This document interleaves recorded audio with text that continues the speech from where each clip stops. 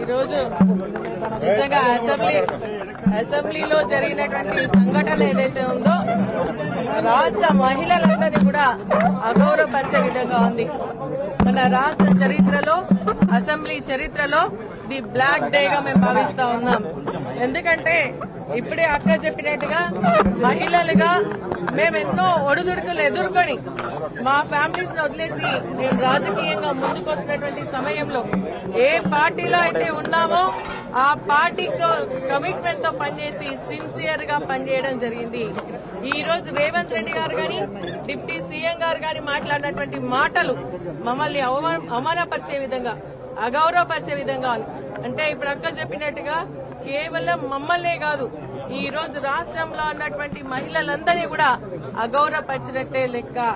చేసిన తప్పును కనీసం క్షమాపణ చెప్పైనా మరి సారీ చెప్తారేమో అని చెప్పేసి మాకు మైక్ ఇవ్వండి, మేము మాట్లాడతామని చెప్పేసి అంటే మాకు మైక్ కూడా ఇవ్వకుండా అక్కడ కూడా మా గొంతులు నొక్కేయడం జరిగింది.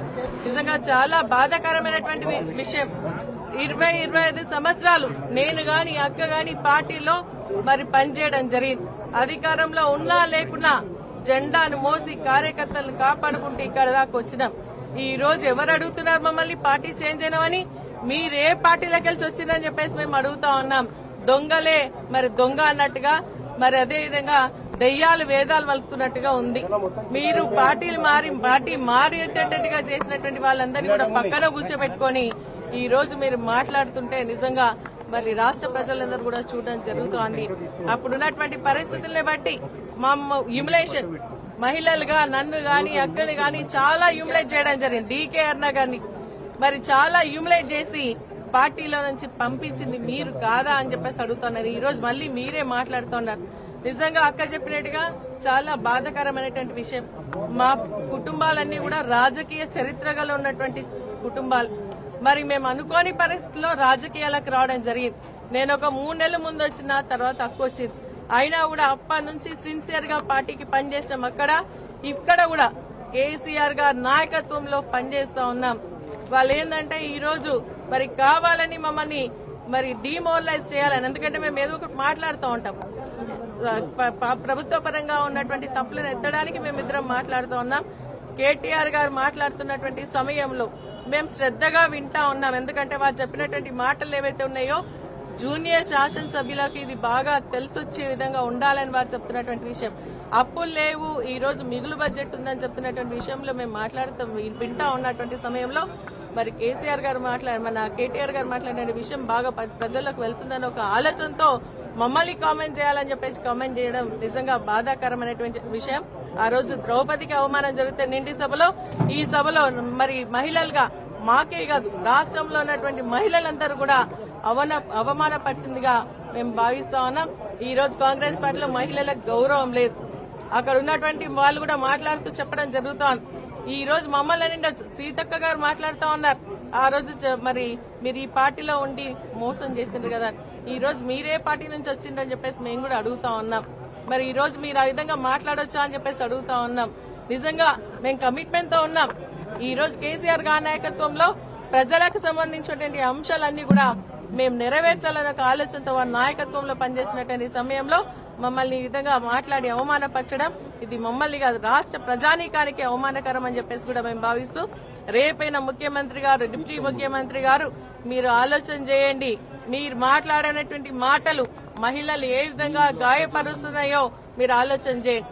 ఒక మహిళ పట్టుకొని మరి మా కేటీఆర్ గారిని అంటారు, మీ వెనకాల ఉన్నటువంటి అక్కలు ఇక్కడ ముంచి అక్కడికి వచ్చిండ్రు, మీ బతుకు బస్టాండ్ అవుతారు. ఎప్పుడైనా గుర్తుపెట్టుకొని రేవంత్ రెడ్డి గారు, అదేవిధంగా డిప్యూటీ ముఖ్యమంత్రి మరి భట్టి గారు మీరు గుర్తుపెట్టుకోండి, మహిళలు అనే వాళ్ళు రాఖీ పౌర్ణమి ఈ రోజు ఎన్ని పనులున్నా కూడా వదిలేసి తన అన్న తమ్ముళ్లకు రాఖీ కట్టి మీరు బాగుండాలని ఆశీర్వదించే వాళ్ళు మహిళలు, అక్క చెల్లెళ్ళు అని చెప్పేసి మీరు గుర్తుపెట్టుకోని అని చెప్పేసి నేను కోరుతా ఉన్నా.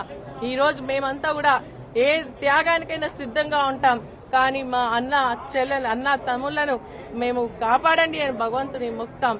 ఈ రోజు నిజంగా మేము కేటీఆర్ గారు గాని కేసీఆర్ గారి ఆశీర్వాదం ఉండాలని భగవంతుని కోరుకుంటున్నామే తప్ప ఈ విధంగా మీరు అవమానపరచడం మంచి పద్ధతి కాదు. ఇప్పటికైనా చేసిన తప్పును మీరు ఆలోచన చేసుకుని క్షమాపణ చెప్పాలని మేము డిమాండ్ చేస్తాం. బాధతో మాట్లాడుతున్నాం, ఆవేదనతో మాట్లాడుతున్నాం.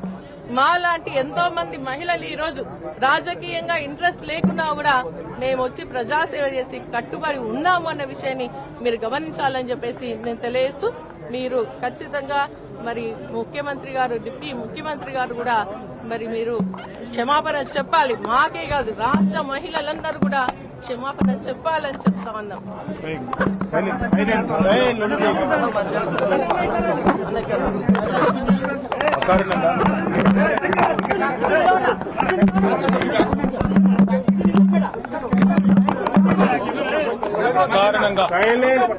అకారణంగా అసభ్యంగా చాలా హీనాతిహీనమైన ప్రవర్తనతో ఈరోజు ముఖ్యమంత్రి రేవంత్ రెడ్డి గారు మా ఆడబిడ్డలిద్దరిని నా పాటికి నేను పెద్దగా విమర్శ చేయకుండా పద్ధతిగా వారిని సంబోధిస్తూ ప్రభుత్వానికి సూచనలు ఇస్తూ మాట్లాడుతుంటే మా అక్కలు కూడా కనీసం డిస్టర్బెన్స్ కానీ కనీసం ఒక కామెంట్ కూడా చేయలేదు.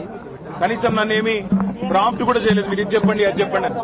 అట్లాంటిది ఈరోజు అకారణంగా ఎందుకు నోరు బారేసుకున్నాడో తెలియదు కానీ చాలా అసభ్యంగా హీనాతిహీనంగా ఏ నాయకుడు కాదు ఏ మనిషి కూడా మాట్లాడనంత అసభ్యంగా మీ అక్కలను నమ్ముకుంటే ఇక్కడ నన్ను ముంచిండ్రు మమ్మల్ని ముంచిండ్రు రేపు నీ బతుకు కూడా జూబ్లీ బస్ స్టాండ్ అవుతుందని మాట్లాడిన నికృష్టమైన మాట ఏదైతే ఉందో తప్పకుండా రేవంత్ రెడ్డి వెంటనే తెలంగాణలోని ఆడబిడ్డలందరికీ క్షమాపణ చెప్పాలి. ఎందుకంటే ఈ అవమానం జరిగింది ఒక్క సబితక్కకు సునీతక్కకు లక్ష్మక్కకు కాదు.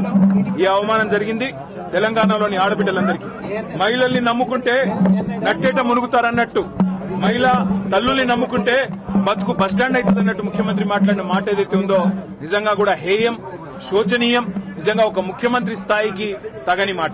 ఇలా నిజంగా ఈ ముఖ్యమంత్రి అన్ఫిట్ ముఖ్యమంత్రి, ఆ పదవిలో కూర్చోవడానికి తగని ముఖ్యమంత్రి. మహిళల్ని అవమానించి కూడా అప్పుడప్పుడు నోరు జారినా సంస్కారం ఉన్న వాళ్ళు ఏం చేస్తారు, అవసరమైతే నేను వెనక్కి తీసుకుంటున్నాను విచారం వ్యక్తం చేస్తారు. ఇంత అహంకారం ఇంత కండకావరంతో ఈరోజు ఆడబిడ్డల్ని వారిని అవమానించిన ముఖ్యమంత్రికి తప్పకుండా తెలంగాణ ఆడబిడ్డల ఉసురు తాకుతుంది. ఈ వైఖరి మార్చుకో, పద్ధతి మార్చుకో.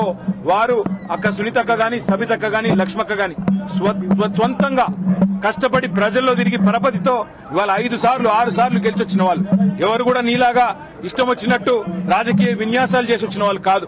తమ స్వశక్తితో తమ కుటుంబంకుండే అభిమానంతో కార్యకర్తల ఆశీర్వాదంతో ప్రజల దీవెనలతో ఇక్కడ అడుగు పెట్టారు. అప్రతిహతంగా 5 సార్లు సబితక్క గెలిచొచ్చింది. సునీతక్క కూడా గతంలో మంత్రిగా పనిచేసినారు. లక్ష్మక్క కూడా జెడ్పీ చైర్మన్ గా శాసనసభ్యురాలుగా పనిచేసింది. అలాంటి మహిళలుగా పట్టుకొని ఇవాళ నోటికొచ్చినట్టు వాగడం అనేది ముఖ్యమంత్రికి తగదు. ఇప్పటికైనా సిగ్గు తెచ్చుకొని బుద్ధి తెచ్చుకొని ముఖ్యమంత్రి బేషరతుగా క్షమాపణ చెప్పాలి. ఇక ముఖ్యమంత్రి ఇట్లున్నాడంటే ఉప ముఖ్యమంత్రి ఏం చక్కగా లేడు. ఆయన వస్తాడు ఏం ముఖం పెట్టుకొని వచ్చిందంటాడు. నేను అడుగుతున్నా, ఏం మొహం పెట్టుకొని నువ్వు వచ్చినావు? నీకేమే మొహం పెట్టుకొని నువ్వు వచ్చినావో మేము కూడా అట్లే వచ్చినాం. ఎంత గుండె ధైర్యం నీకు? ఇవాళ మా ఆడబిడ్డల్ని పట్టుకొని ఏ మొహంతో వచ్చినావు అని చెప్పడానికి ఉప ముఖ్యమంత్రి నేను అడుగుతా ఉన్నా. ఏ రకంగా అంత ధైర్యంగా, ఏ రకంగా అంత ఇష్టం వచ్చినట్టు మాట్లాడే అధికారం నీకు ఎవరిచ్చింది? అధికారం ఎవరికి శాశ్వతం కాదు. 10 ఏళ్లు మేము అక్కడున్నాం.